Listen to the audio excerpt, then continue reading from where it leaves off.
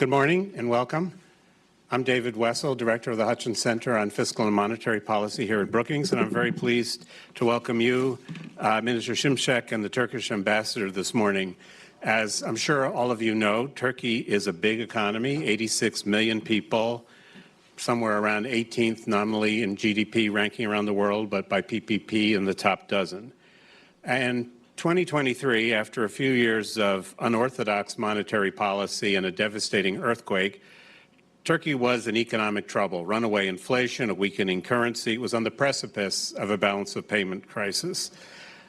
Then President Erdoğan appointed Mehmet Şimşek as finance minister, and everything's been perfect ever since, right? Well, maybe not. The central bank has raised interest rates from 8.5% to 50%. The government has tightened fiscal policy, and inflation is down, although it's still a very stiff 50%, and inflation expectations remain unanchored. The lira has stabilized. As you'll hear, I'm sure, international reserves have increased, credit rating agencies have upgraded Turkey's sovereign risk ratings, and market spreads on its bonds have declined. As you'd expect, though, from tight monetary policy, the pace of economic growth is slowing substantially. Today, we're going to get an update on Turkey's progress towards the goals it set a year ago from Mehmet Şimşek. He served as Deputy Prime Minister from 2015 until the office was abolished in 2018. He previously served as Finance Minister of Turkey from 2009 to 2015. Before working in government, he had worked in the private sector at Merrill Lynch, Deutsche Bank, UBS, and early in his career, he spent 4 years as an economist at the U.S. Embassy in Ankara. Minister Şimşek has a brief presentation, after which I'll join him on stage, ask him a few questions, and I'll welcome questions from the audience. Thank you very much, Minister.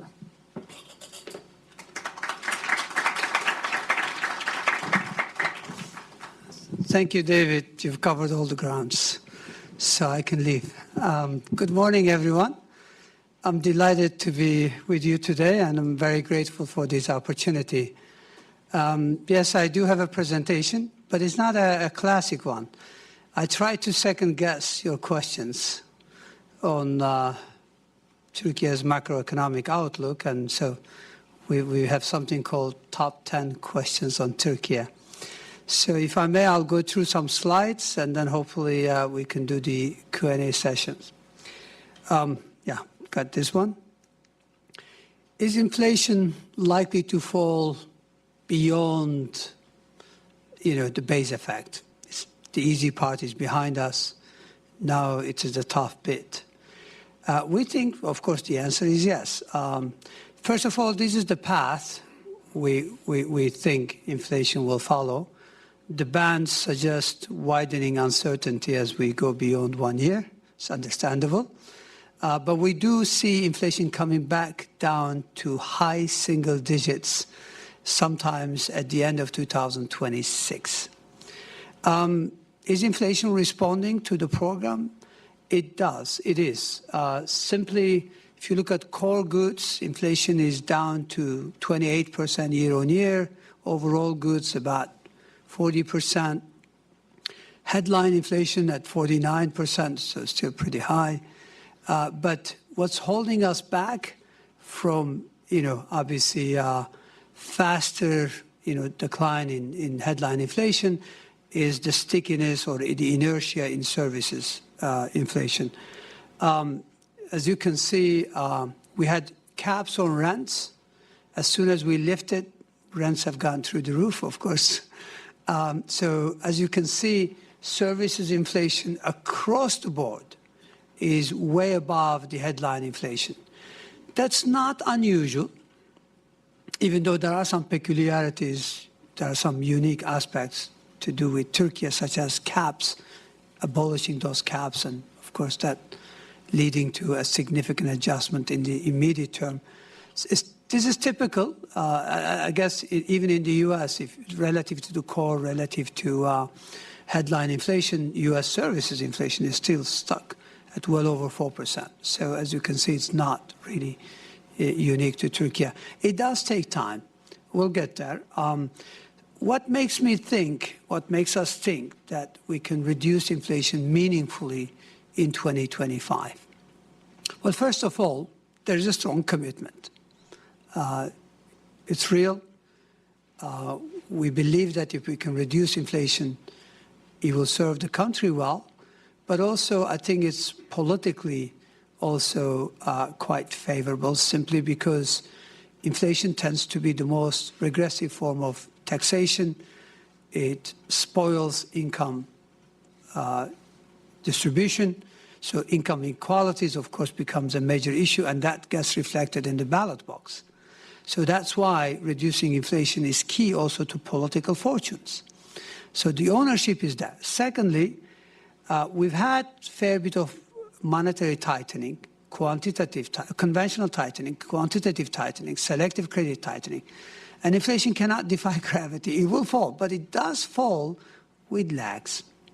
Monetary policy works, but usually it works with variable and long lags.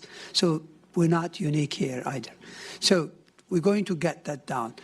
This next 12 months, there's going to be also fiscal support, because we're going to reduce fiscal deficit meaningfully from around 5% of GDP to about 3%.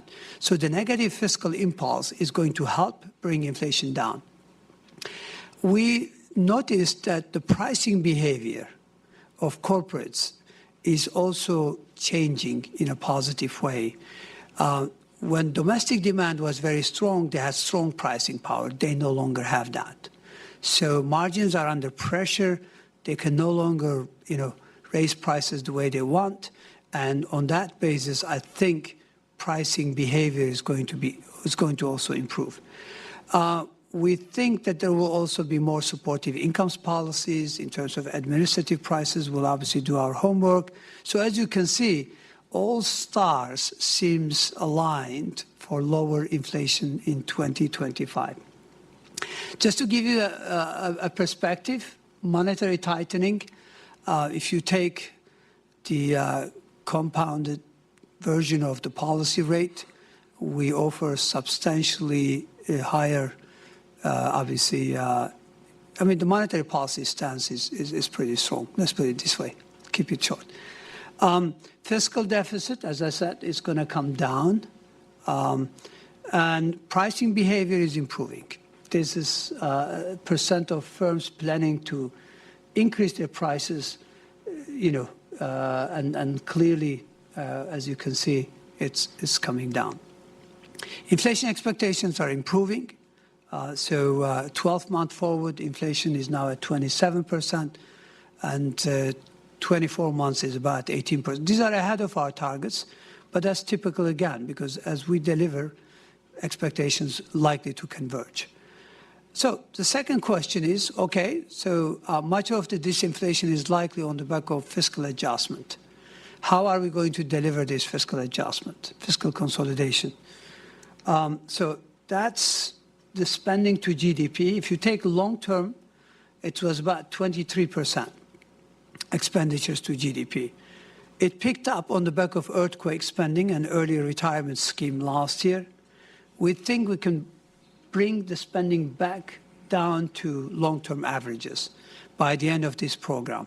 And therefore, it's largely driven by spending controls or spending cuts as a percent of GDP.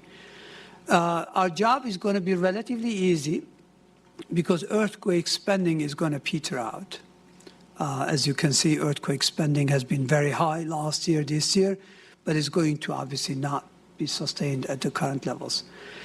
We've also instituted really strong spending controls. If you take a decade, the deviation between what was appropriated by the parliament versus what government spent, I know you're puzzled. Normally, government should not be able to spend more than what was appropriated. But we have some loopholes in our legal system where you could do it. The Constitutional Court canceled it. So it's like it's going to serve as a fiscal rule. Anyway, to keep it short, over the past decade, the slippage in spending was 9.1% of total spending. Now the fact that we've reduced it to 0.8%, it amounts to almost 2% of GDP equivalent of spending cuts as a percentage. So it's quite dramatic. Revenues, of course, we would like to also boost revenues, get back to long-term averages. Why are we obsessed with fiscal adjustment? It's really nothing to do with debt sustainability. Government debt, including external and domestic debt, as a percent of GDP is only 26%, compared to our emerging market peers' average of 70%. So Turkey doesn't have debt sustainability issues. The issue at heart this time around is to help central bank disinflate. So that's really the summary of what we're trying to do. Is there a trade-off between growth and inflation? The perception is that there is. Well, short-term, there may be. But if you take long-term, Turkey's real GDP growth rate for past century is about 4.8%. Past 20-plus years is about 5.5%. But it's now softening. This year is likely to be about 3 to 3.5%. So there is some softening, which suggests maybe there is trade-off. The reality is, if you take a longer-term perspective, 10 years, there are no trade-offs. In fact, if anything, when Turkey brings inflation down, it tends to actually boost growth. Look at 1990s, a decade, inflation over 70%, growth around 3%. Look at the beginning of this millennium for 10 years. Inflation is down to single digits, high single digits, of course, and growth goes up by almost, substantially, by almost more than 2 percentage points. And then last 10 years, inflation goes back up, growth performance deteriorate. So as you can see, Turkey needs to achieve price stability to sustain strong growth. So there are no trade-offs. And unemployment rate by Turkish standards is at a decade low. And there has been rebalancing of growth. So in terms of contribution to growth, net exports have become positive and domestic demand contribution has softened meaningfully. So the program is really delivering. It's working. How about external balance? Because David was talking about, prior to this program, Turkey being on the verge of balance of payment difficulties. Well, it's true that we had a massive current account deficit prior to the program. And at that time, it seemed like it was close to 5.5%, 6% of GDP, not sustainable. Well, we've reduced that to less than 1% of GDP. So there's been a substantial correction in current account balance. How that came about? Well, part of it is cyclical policy-induced. Part of it is structural. Structural takes time, but it's underway. Let me talk about cyclical component. On the top of, obviously, domestic demand softening, we've also had moderation in gold imports. Why did Turks, if you exclude some small countries, last year per capita gold import, we were almost #1 in the world. Why? Because there was financial repression. Massive negative real interest rates. So Turkish citizens were seeking cover in gold. And they benefited, of course, gold prices have gone through the roof. But that's, so part of their portfolio. So to keep it short, as you can see, gold imports have moderated and will continue to moderate because now lira is attractive. Our oil and gas output is rising. We used to think that we were not blessed with natural resources, unlike our neighbors. But it turns out that Black Sea did include some natural gas and that we do have oil in southeastern part of Turkey. And now we're ramping up the output. And this is going to make a big difference. The reason is simple. Over the past 20-plus years, we've paid over $900 billion for imports of oil and gas. Think about it. If we can make a small dent in this bill, that gets translated into quite a bit of improvement in current account balance. Because oil imports annually has been 1.5 times of Turkey's current account deficit. So there's a compelling case for Turkey to do what we call energy transition. And that's exactly what we're doing. We're boosting renewables, and that's reducing our natural gas imports and oil imports. This is likely to accelerate going forward. And finally,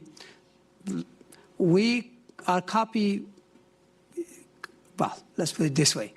Inflation Reduction Act served as a source of inspiration for us. And now we are back in the club of, industrial policy initiatives. So yes, we're supporting investment in certain areas. And it's not unique to these chapters. We also have identified 284 products that are medium-high, high-tech stuff, and we give them preferential credit to get internationals to invest. So current account deficit, which averaged to about 4% of GDP in the long run, it's already down to less than 1% this year. By the way, these are medium-term official targets, so that's why I put here, no need to get confused.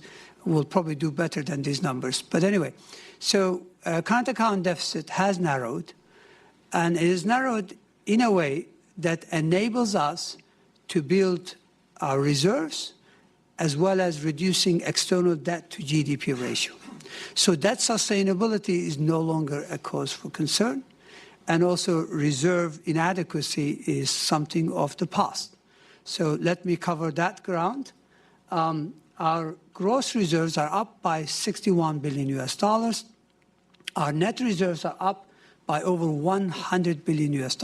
This is since the start of the program. This is quite a turnaround. And according to IMF definition, which takes reserves as over your certain liabilities, we have just achieved reserve adequacy. So clearly, we've addressed one of the major vulnerabilities. How did we do that? Well, we convinced that, that we mean business. So de-dollarization is happening, high external debt rollover ratios, and of course, strong portfolio inflows. This is de-dollarization. So the currency substitution rate fell from near 70% to just under 50%, which is quite again, for a year, quite an adjustment. And secondly, our rollover ratios compared to the first half of last year has gone up dramatically, and that also enables us to accumulate reserves. And portfolio inflows relative to the beginning of the last year is up significantly, a swing of about $30 billion.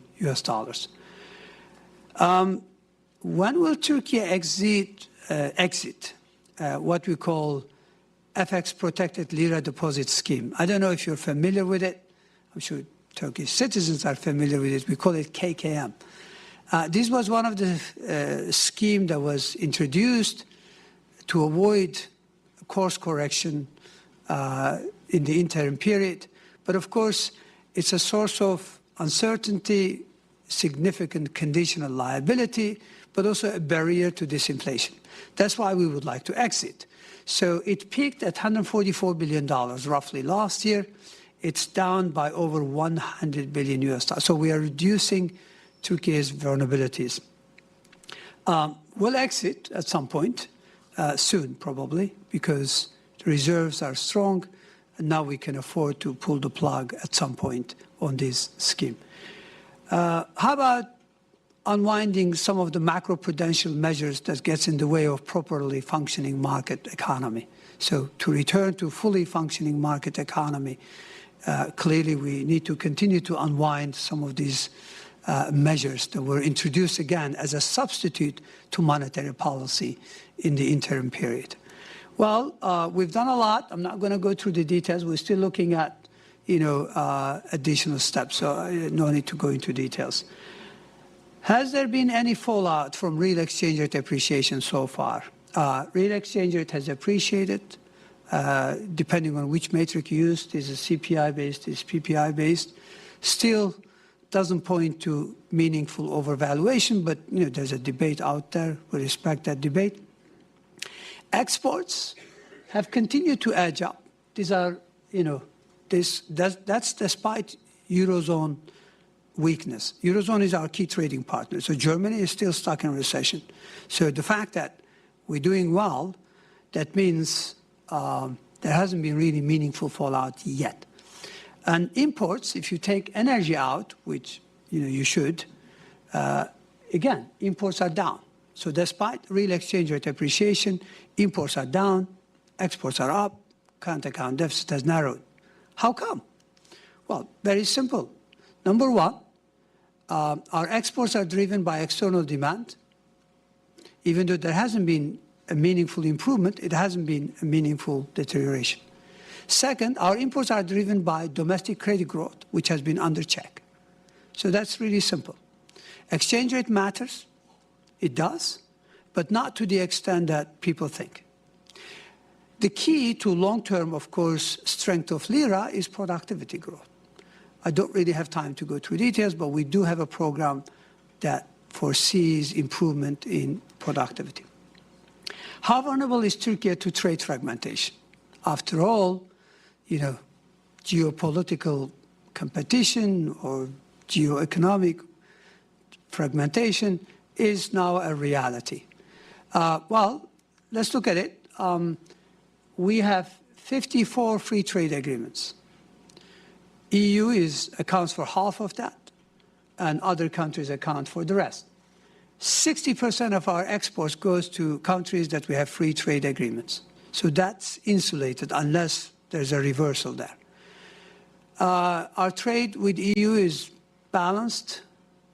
Trade volume amounts to just goods trade amounts to about $215 billion. So it's sizable.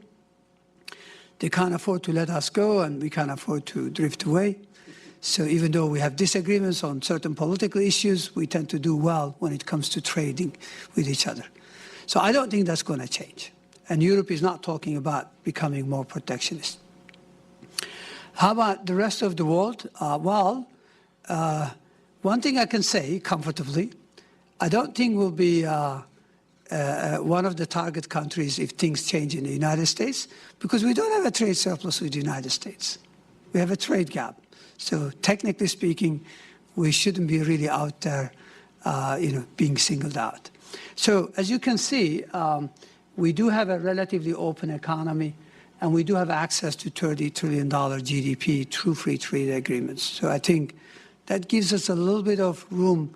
We're not immune, but certainly we are less vulnerable. The other thing is we do benefit from nearshoring and friendshoring. We qualify as friend for Central Asia, Middle East, North Africa, and Europe through customs union. And of course, we're near.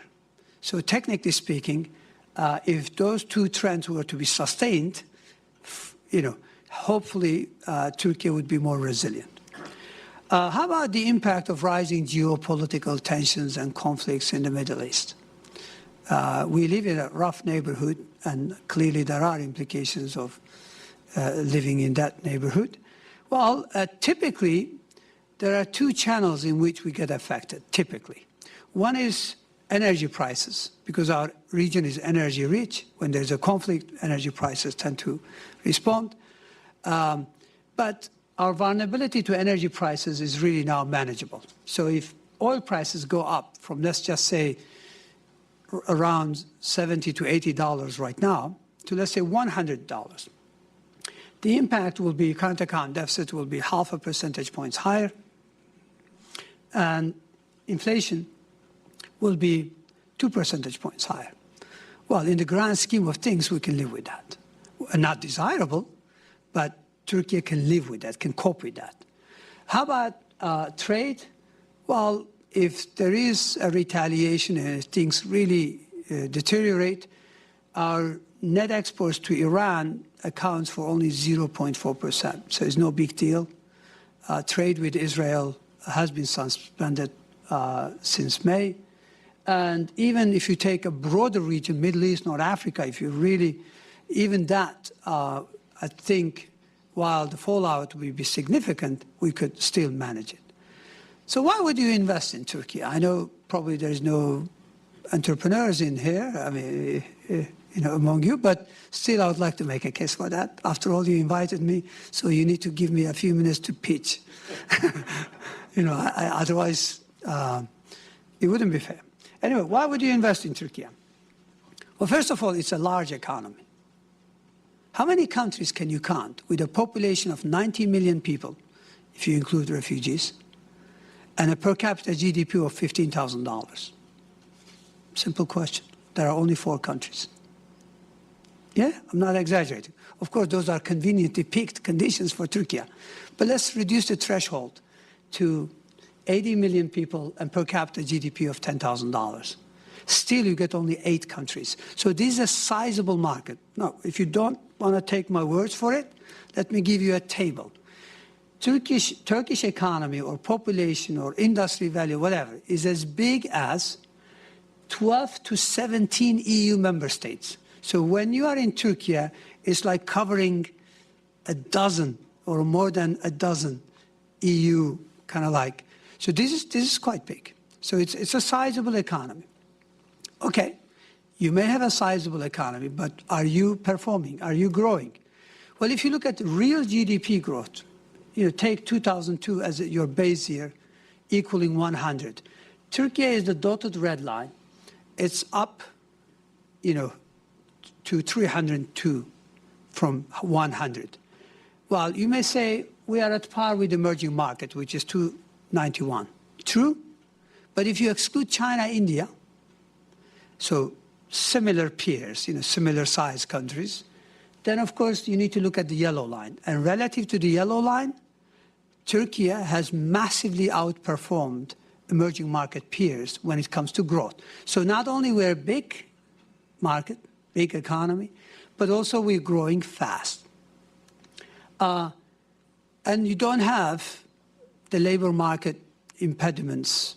Every year we get university graduates of 900,000 university graduates, and also we have vocational schools, essentially delivering 430,000 qualified people. So this is quite sizable in that sense. We've invested very heavily in infrastructure. So infrastructure is good. According to the World Bank, we are among some of the best EMs, like in the top 4 in terms of the infrastructure, from energy to road network, airports, ports, so across the board. Manufacturing value add, we have a strong culture of manufacturing. Relative to our per capita GDP, we are almost at par with Asian, tigers. And so that clearly tells you that we have a strong manufacturing base. So why aren't we as rich as some developed economies? Because we still haven't moved up the value chain. So that's something we need to work on. So that's part of our structural reform agenda, to make Turkey's economy more complex, produce more medium high and high value added stuff. We seem to be on the right track. They just released the Global Innovation League. Of course, we need to compare ourselves with our peers. Our peers are upper middle income countries. We're still an upper middle income country. So on that basis, we're number 3 in the Global Innovation League. China is number 1, Malaysia is ahead of us, and we're number 3. So that's my presentation. I hope I covered all the grounds, so no need for any questions.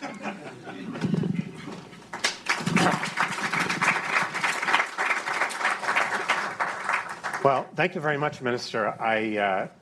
I already knew that people respect your ability to steer a troubled economy, but I didn't anticipate what a good salesman you are. Oh.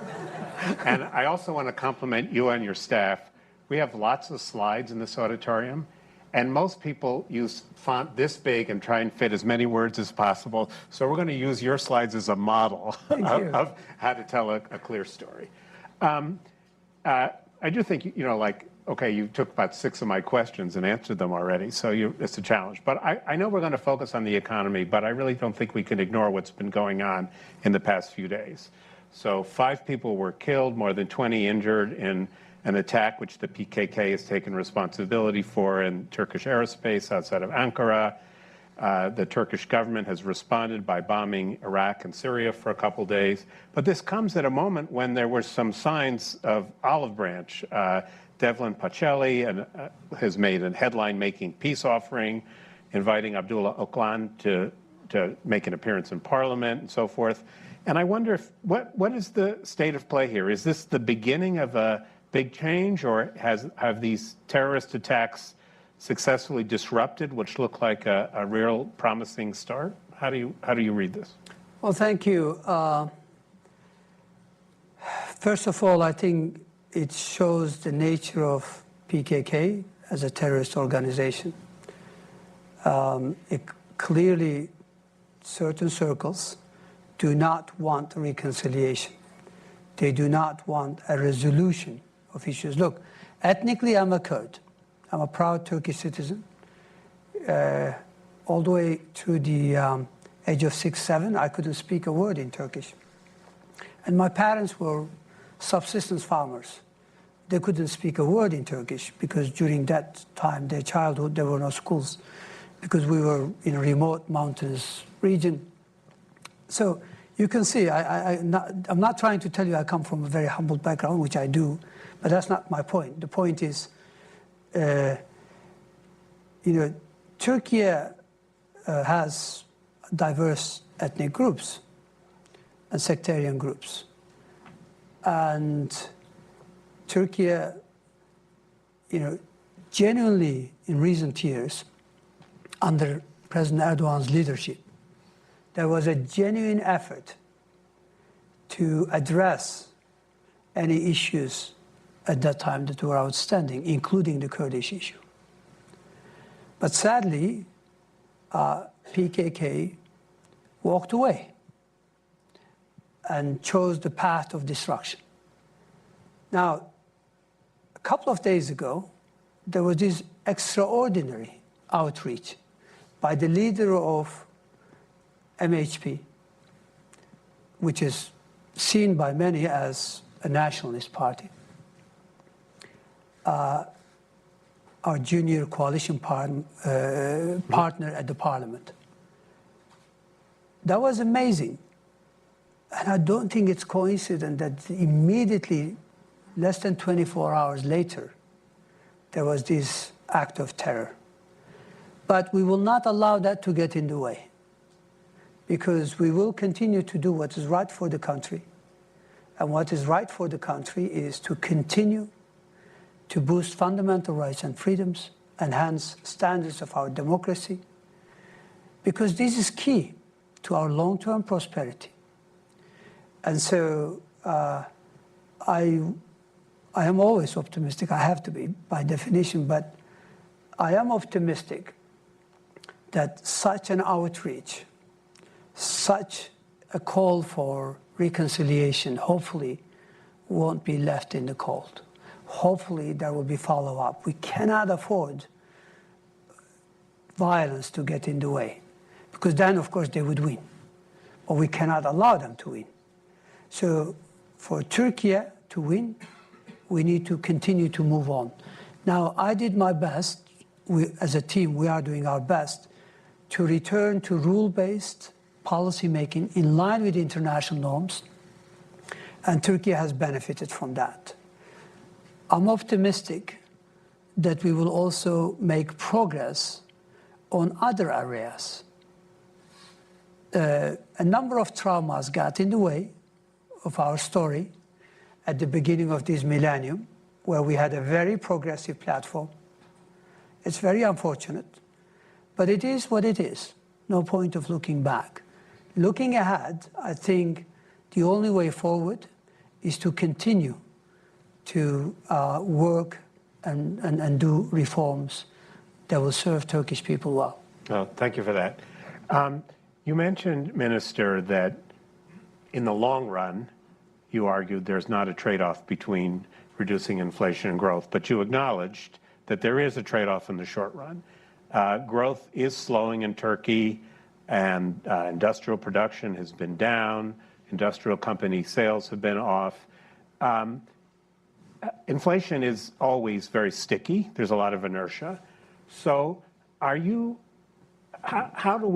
will the program be able to be sustained as the economy weakens? Will you be able to maintain political and popular support for something which, as you pointed out, is going to be a little painful for the near term, tightening the fiscal deficit and so forth? Admittedly, there are always side effects of any treatment. We've had years of relatively high inflation. Pricing behavior is unruly. Expectations are still point to high inflation. Look, you had an inflation episode. The advantage you had is that long-term inflation expectations did not deteriorate. Exactly. We have, I'm speaking in general, as an emerging market, we have more of a credibility gap. So that raises the cost of, achieving price stability. But look, I'm not naive, but let me tell you this. By the time, before there are spillovers, I'm trying to get my words right, before there are spillovers to the labor market, as I've shown, unemployment is at a decade low. So before there are meaningful spillovers, where it becomes politically, obviously, difficult, I'm optimistic that the policy response will be there. Worst case scenario, we'll deploy what we call active labor market policies, which we did, by the way, back in the past, 2008, 2009, on the back of the global financial crisis. So we'll provide support, if needed, at that point, to SMEs to keep people on the job, or, deploy some maybe Keynesian, programs to get some temporary public sector employment. So again, it's too early. We have not seen any evidence yet. The manufacturing recession that you've alluded to, it's more to do with two factors. Number one, it's not unique to Turkey. It's really across the board. If you look at global manufacturing PMIs, it's well into negative territory, so it's global. Secondly, unfortunately, much of our manufacturing is destined to Europe, and Eurozone recovery has been dismal. So that is not helping. And finally, because the cost of funding is high now, the cost of maintaining stocks is high. So retailers, warehouse owners, or whatever vendor, are no longer withdrawing, meaning buying the stuff and stocking it. They used to during high inflation episodes, where the expectation was that the price will go up, they would stock. Now, so instead, in the last few months, what we see, there's evidence of depleting stocks.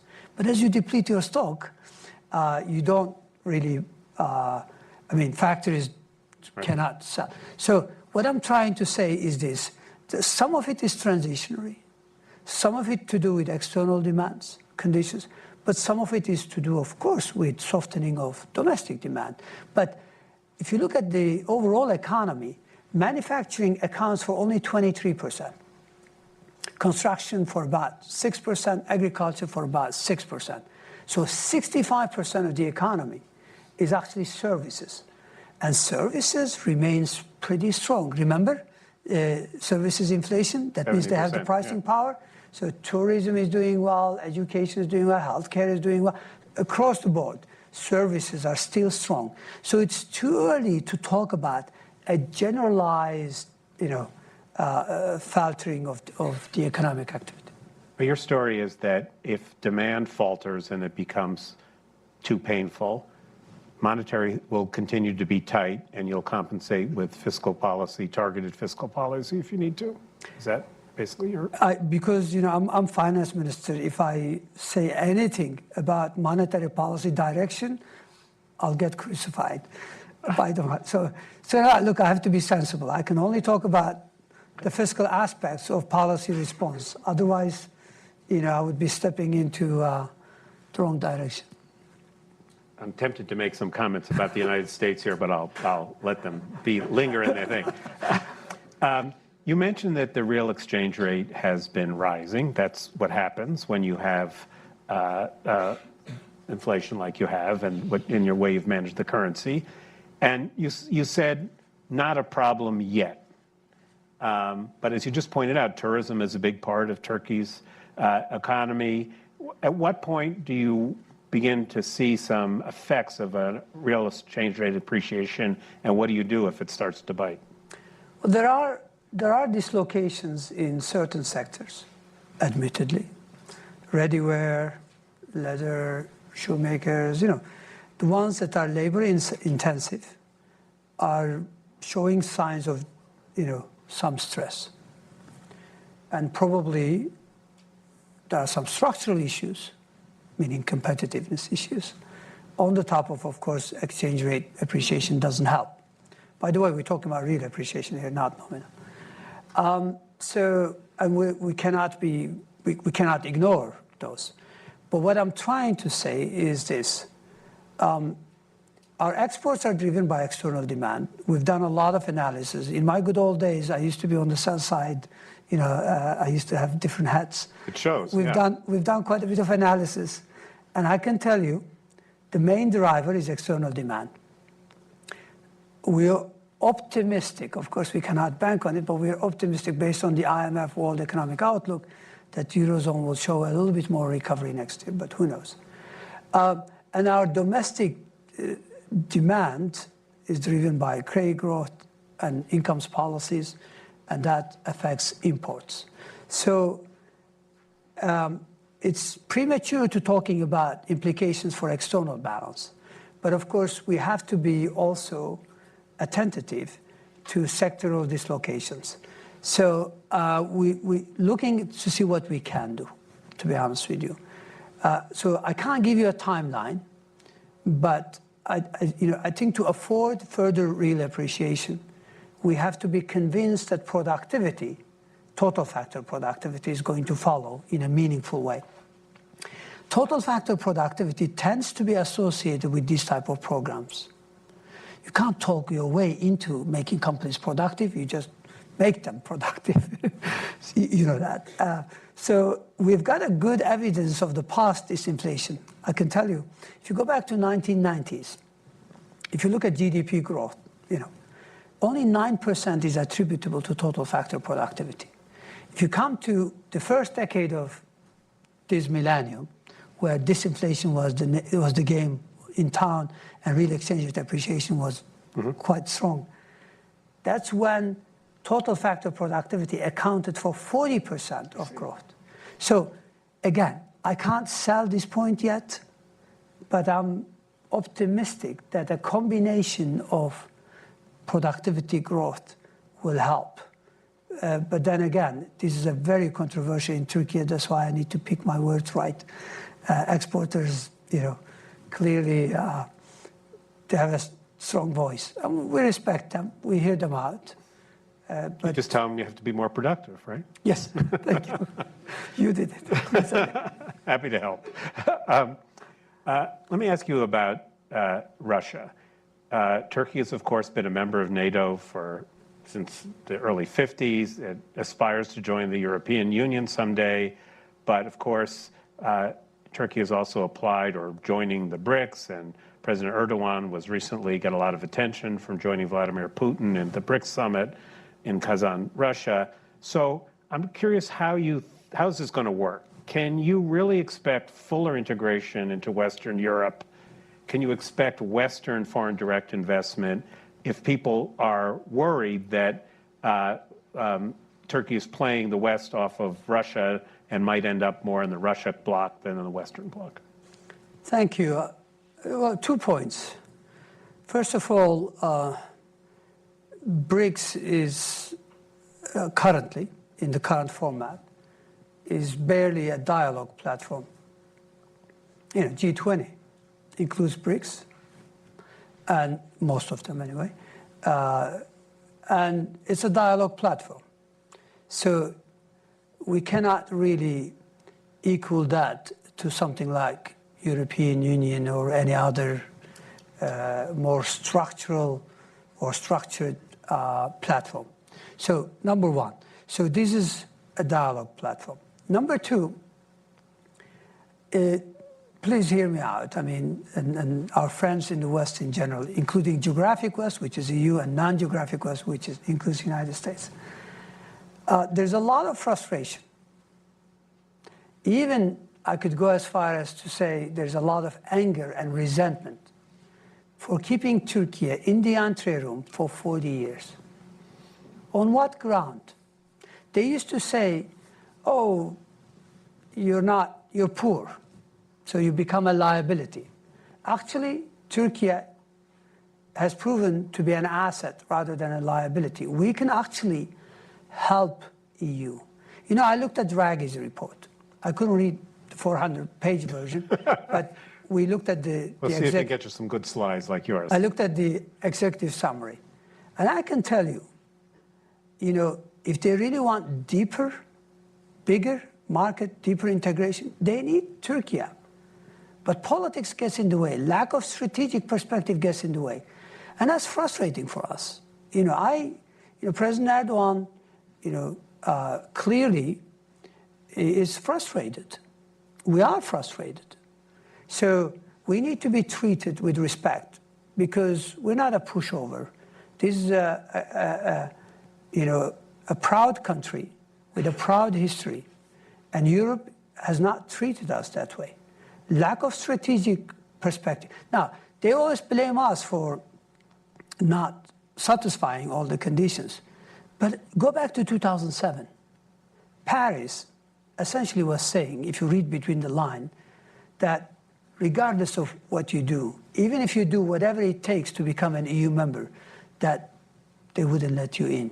How that would make you feel that you're told that you're not loved, you're not wanted. So clearly, that's really not. So I've always argued that it's hard to understand European Union perspective other than domestic politics. Because imagine Europe having a free put option. After all, these are sophisticated people, so I assume what put option is. So you have a free put option. If you allow Turkey to use European Union as an engine for wholesale change, wholesale, peer pressure, that way, the worst case that could happen to Europe, you have a stable, strong, prosperous neighbor. It's good for you. It enhances the value of your property. Neighborhood goes up. And they fail to see that. And so I don't think you can assess the search for alternative platforms independent of the treatment we're getting from our Western friends. So it takes two to tango, and I genuinely see benefit of, anchoring Turkey back to EU. I do. I see that. It's good for us. It's good for Europe. But sadly, we don't see that strategic depth and perspective among our European, political circles. You mentioned in your remarks, I think you were being slightly humorous, that you don't have to worry about the U.S. sanctioning Turkey because of your trade deficit, because we run a trade deficit. But there has been a lot of tension about Turkey's financial institutions and other dealing with Russia. And to what extent are those sanctions an issue for you? And where is Turkey in terms of cooperating with the U.S. and Ukraine and its allies in pursuing sanctions in an attempt to restrain Russia? Well, first of all, we have a principled stance. We have been strongly opposed to occupation of Ukraine territory, full stop. And that's not something new. It goes back all the way to 2014 when Crimea was annexed. So we've had a very strong principled stance. That's number one. That has not changed. Number two,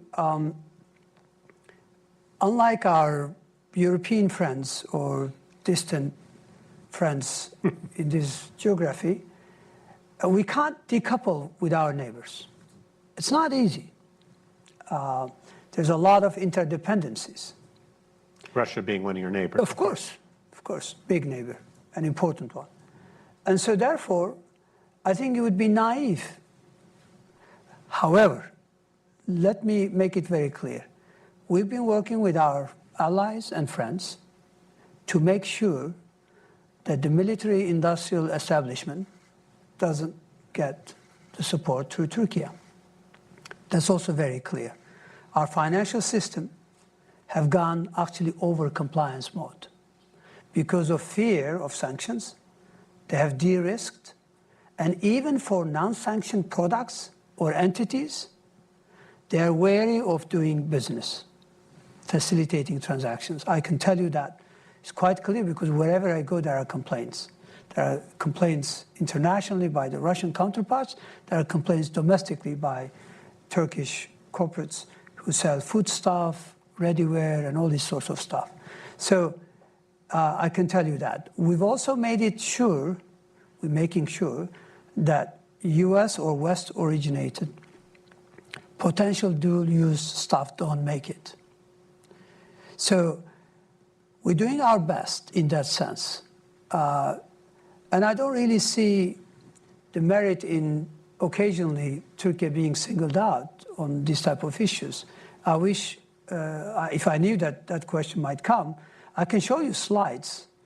Exports from entire European Union members to Kyrgyzstan, to Kazakhstan, to Tajikistan, to Georgia, Azerbaijan, all of them literally like this and gone through the roof. So it's not unique. Right. So the fact that I understand, press coverage and stuff like that, but there's a genuine effort on our side. But I think expecting us to just walk away, decouple, much of our industry lives off Russian natural gas. You can't just substitute it, even though we are diversifying. So you can't just do that. And that's why we cannot, entertain the more extreme version of what is expected of us. We've run some of those charts that you refer to on our website. Oh, I know okay. what you're looking like this. Okay. I'm going to take some questions. So here's the deal. The minister came here to give a speech. You came here to ask questions. So I'm going to cut you off if you make a speech. I'm going to take, say, maybe 2 or 3 questions, and then I'll give you a chance to decide which ones you want to answer. Is the woman here? Can I have a notepad so that take notes, because I'm not that smart? So, dear Minister, thank you Please so tell much. us who you are before you ask your question. Of course, dear Minister, thank you so much for your presentation. My name is Shalale. So I am from Azerbaijan, and currently I am doctoral at American University in judicial science, and my research is on the semiconductor industry.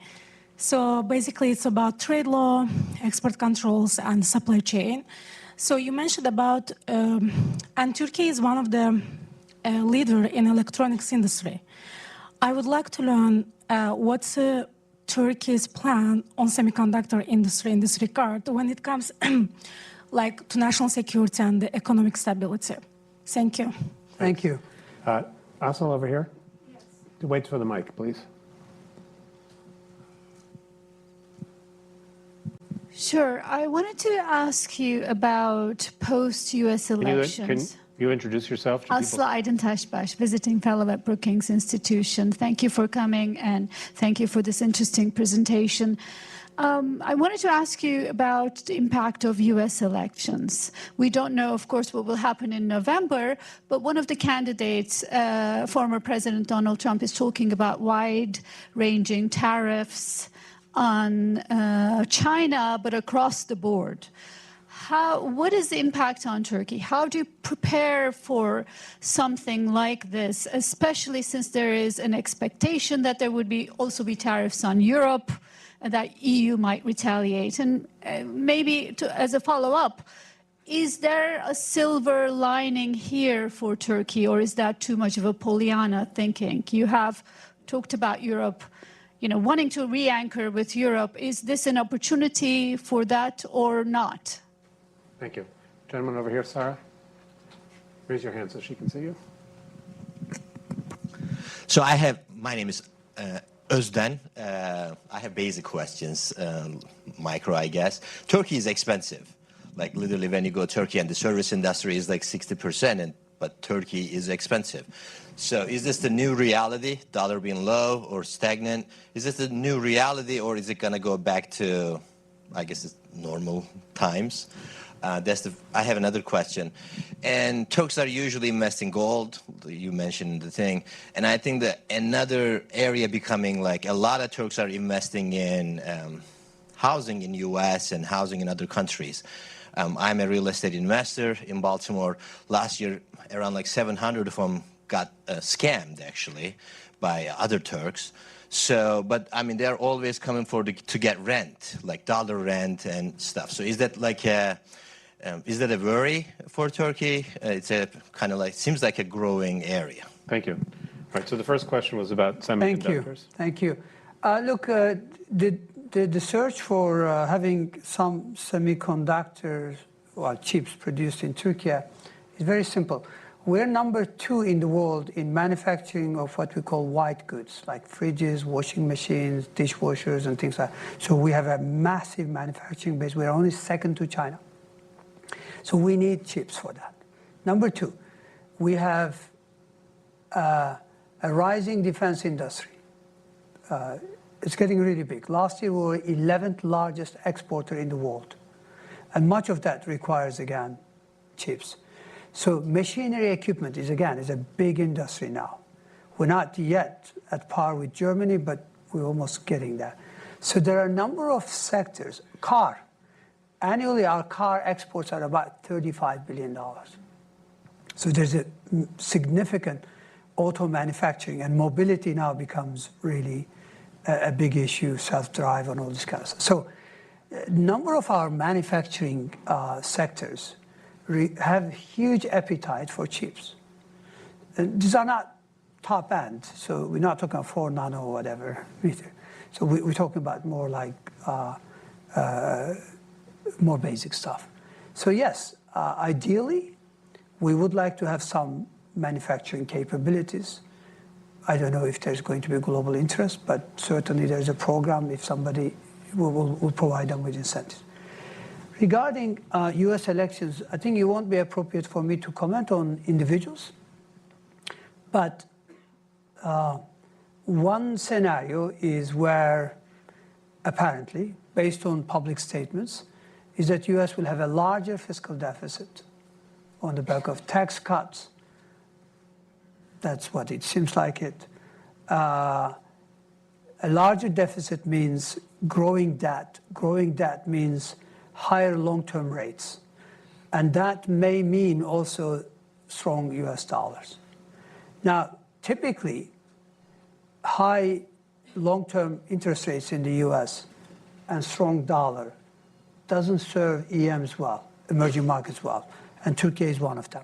Why? Because we have significant external liabilities, plus, of course, we still have gross financing requirements, external financing requirements. So purely on that basis, clearly, that wouldn't be a good news for EMs, and we're not immune to that. Now, when it comes to trade fragmentation, which your question was about, again, I tend to think that probably we're not high up there, but as part of EU, we could be affected. Whether that brings us closer, leads to upgrading of customs union, it's hard to make that argument because European political backdrop, unfortunately, it's not very conducive of progress. I'm talking about Germany here, I'm talking about France here. I think it's no-brainer to upgrade the customs union with Turkey to include services, public procurement, and agriculture. It would possibly, in the long run, double trade volume. By the way, trade volume is massive. It's over $200 billion US dollars. If you include services, it's actually around $300 billion US dollars. So clearly, everybody would benefit, but politics gets in the way. So again, I mean, we'll see. Regarding Turkey being expensive, this is a general perception and possibly a reality. How do we get back? Well, either we're going to have to boost incomes to justify the current level of relative prices, or relative prices have to adjust downward. So one of them will work its way through. I don't know which one, but hopefully the second one is more likely in the short run. It seems like it. Now, regarding, are we worried about Turks investing abroad in property or in gold? Clearly, we wouldn't want that, but we obviously, our citizens are free in their portfolio preferences. We have to respect them. So we need to go to the root causes. And one of the root causes of why Turkish citizens are buying property abroad is because for 3 years, while inflation rate was in high double digits, government had a rent cap of 25%. So essentially, you're forced to accept a substandard return, substandard return on your assets. And so the portfolio preferences shifted. So we're now we've begun addressing that root cause. So as of July this year, and that's why inflation is a bit stickier than what we had forecasted. So we've abolished that rent cap. Hopefully, that will reduce the need. But of course, there are other incentives, there are other reasons why people invest abroad. That will take longer time to change. But as far as returns are concerned, we can change it. So, we're going to ask a couple more questions. We're almost at time. This gentleman here, and then one over here, and then we'll have to let it go at that. Sarah, can you bring the mic down here? Thank you. Thanks for coming. My name is Henri Baki. I'm the Counsel on Foreign Relations. I want to go back to what you said earlier about it takes two to tango. Maybe you are dancing, but not very well.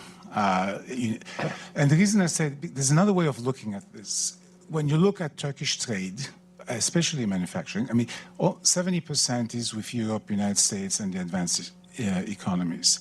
Same thing is when you look at direct foreign investment, most of the direct foreign investment comes again from Switzerland, 5 other European countries, and the United States. So by contrast, when you look at your relationship with China, you have a huge deficit. The Chinese buy nothing from Turkey, but that pattern is also true for Russia and other parts of the world. So yes, you may be angry at Europeans, but at the same time, they are the ones who support especially your manufacturing base. So I want to see, why is it that you can't deepen your export relationship with other countries? Why are you stuck only on Europe? Thank you. Hi. Ozan Özkural. I'm the CEO of Tanto Capital Partners, a London-based investment manager investing in energy and infrastructure. So good to see you again, Minister Şimşek. And my question is regarding the Carbon Border Adjustment Mechanism, CBAM, that is going to become live in 2026. And given Turkey's propensity of exports towards the European Union, I would love if you can comment on how that will impact the Turkish economy going forward. Thank you. Erdoğan? Thank you. First of all, that's why I said it's in our interest to keep Turkey firmly anchored to the West. So, and I meant it, because I'm quite familiar with these, these dependencies or interlinkages. I think, why can't we diversify? There has been some diversification. A couple of decades ago, Europe accounted for well over 55% of our exports. Today, it's down to around 40%, just over 40%. So there has been some diversification, in particular to MENA region, successfully so. So the share of MENA region has gone up. I think in the future, the share of Africa will go up because we have got a very strong presence in Africa. Of course, we're not China, but so there's strong connectivity through Turkish Airlines, strong diplomatic presence. And our Turkish entrepreneurs are pretty adventurous, meaning they do venture out. So I think it's highly likely as the demographic boom in Africa gets translated into purchasing power and, infrastructure needs and stuff, chances are you're going to see increasingly more visible Turkish presence and success there, and therefore diversification. So where we had a difficulty in penetrating is Asia, China, India, Southeast Asia. Partly, it's probably because of distance, partly because we've always been West-oriented, meaning it's easy to do trade with familiar, in regions where you have more affinity. It's just, so I don't know what will change that, but we've had a difficulty in that. China, as far as I can remember the numbers, about 85% of our imports are considered to be either capital goods or raw materials or intermediate goods. The same applies to Russia, probably more so, largely energy. You're right, we have substantial trade gap vis-a-vis these two countries. And they buy very little from us, even though Russia does. There's a little bit more balance compared to China. But you're right. We can't compete, but also maybe language, maybe other factors gets in the way. And in Europe, we feel more comfortable. In Middle East, we feel more comfortable. In Central Asia, we feel more comfortable.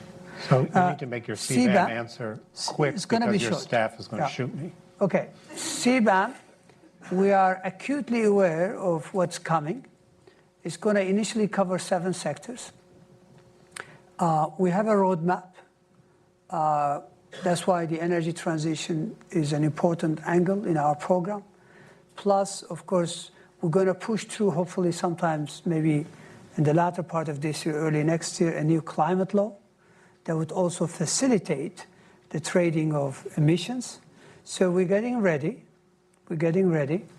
And I think, it's something we can't ignore.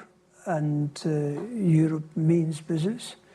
And we'll push some of these changes through quickly. Thank you very much, Minister. Please stay in your seats until the Minister can leave and take your coffee cups and put them in the receptacle in the back. Thank you very much for your time. We look forward to welcome you back here in a year, 18 months, and we hope your charts will continue to go in the right direction and maybe even inaugurating a period of peace in Turkey with the Kurds. Thank you. Thank you.